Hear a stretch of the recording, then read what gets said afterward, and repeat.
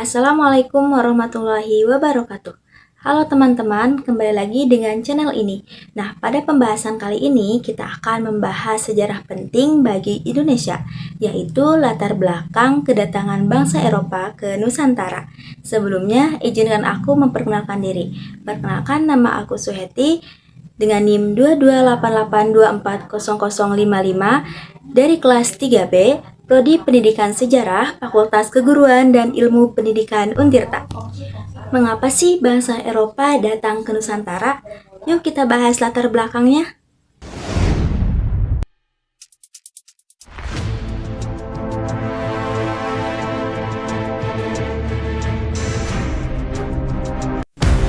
Pada abad ke-15 hingga ke-16, bangsa-bangsa Eropa mengalami masa yang disebut revolusi penjelajah samudra.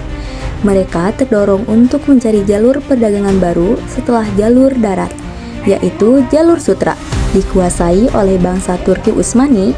Akibatnya, harga rempah-rempah di Eropa melambung sangat tinggi. Rempah-rempah ini bukan sekedar bumbu dapur. Rempah seperti lada, pala, cengkih, dan kayu manis saat itu menjadi barang mewah, digunakan untuk mengawetkan makanan, obat-obatan, bahkan simbol status sosial. Nah, Nusantara, khususnya Maluku, dikenal sebagai Spice Island atau kepulauan penghasil rempah-rempah terbaik di dunia. Jadi, alasan inilah yang mendorong bangsa Eropa berani menempuh perjalanan jauh berbulan-bulan, bahkan bertahun-tahun, untuk sampai ke Asia. Selain alasan ekonomi, ada juga semangat yang dikenal dengan Gold, Gospel, and Glory, yaitu mencari kejayaan, menyebarkan agama Kristen, dan meraih kejayaan politik serta kekuasaan. Itulah latar belakang kedatangan bangsa Eropa ke Nusantara. Yang selanjutnya adalah jalur pelayaran bangsa Eropa. Kira-kira mereka melakukan pelayaran kemana ya? Portugis menjadi pelopor dalam penjelajah samudra. Mereka berlayar mengelilingi Afrika lewat Tanjung Harapan, singgah di India, lalu menguasai Malaka pada tahun 1015. Dari Malaka inilah Portugis melanjutkan perjalanan ke Maluku untuk menguasai perdagangan cengkih dan pala. Tak lama kemudian, Spanyol juga ikut bersaing. Berbeda jalur, Spanyol berangkat ke barat, menyeberangi Samudra Atlantik, hingga akhirnya sampai ke Filipina. Dari Filipina, mereka juga menuju Maluku dan bertemu dengan Portugis. Persaingan ini bahkan menimbulkan konflik antara kedua bangsa Eropa tersebut. Kemudian, pada akhir abad ke-16, Belanda juga ikut dalam perebutan rempah.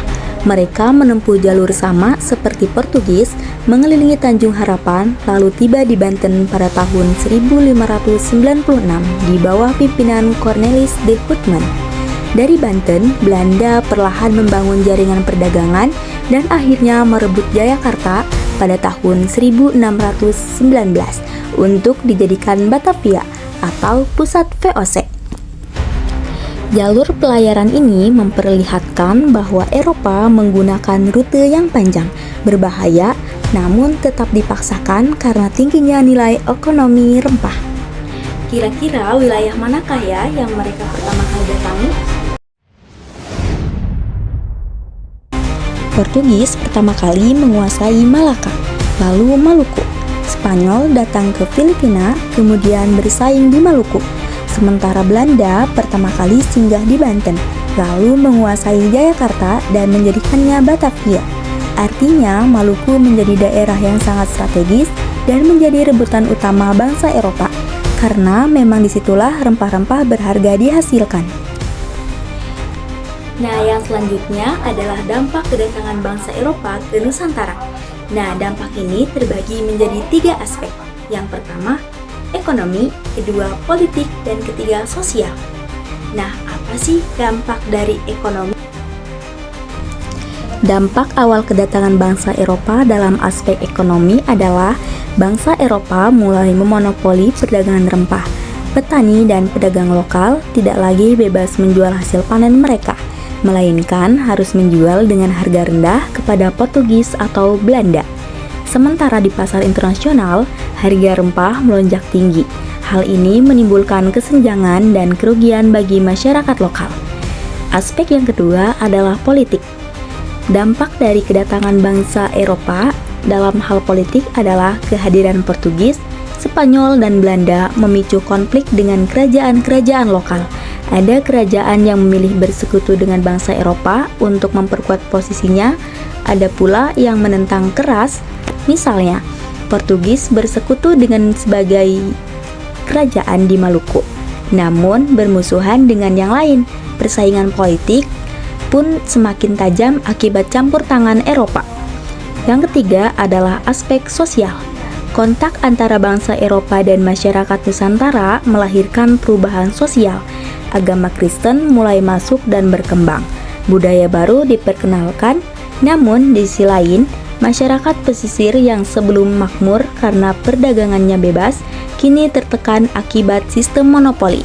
Kehidupan sosial ekonomi mereka pun ikut terganggu. Jadi, kedatangan bangsa Eropa ke Nusantara pada abad ke-16 bukan hanya sekedar perjalanan mencari rempah, melainkan awal dari perubahan besar dalam sejarah kita. Perubahan itu meliputi ekonomi, politik, dan sosial, serta menjadi pintu masuk kolonialisme yang baru berakhir di abad ke-20. Nah teman-teman, dengan mempelajari sejarah ini, kita bisa menghargai perjuangan pendahulu dan mengambil pelajaran supaya bangsa kita tetap kuat menghadapi tantangan global di masa kini. Itulah pembahasan pada kali ini. Terima kasih sudah menonton. Jangan lupa like, share, and subscribe. Sampai jumpa di pembahasan sejarah menarik lainnya. Bye-bye.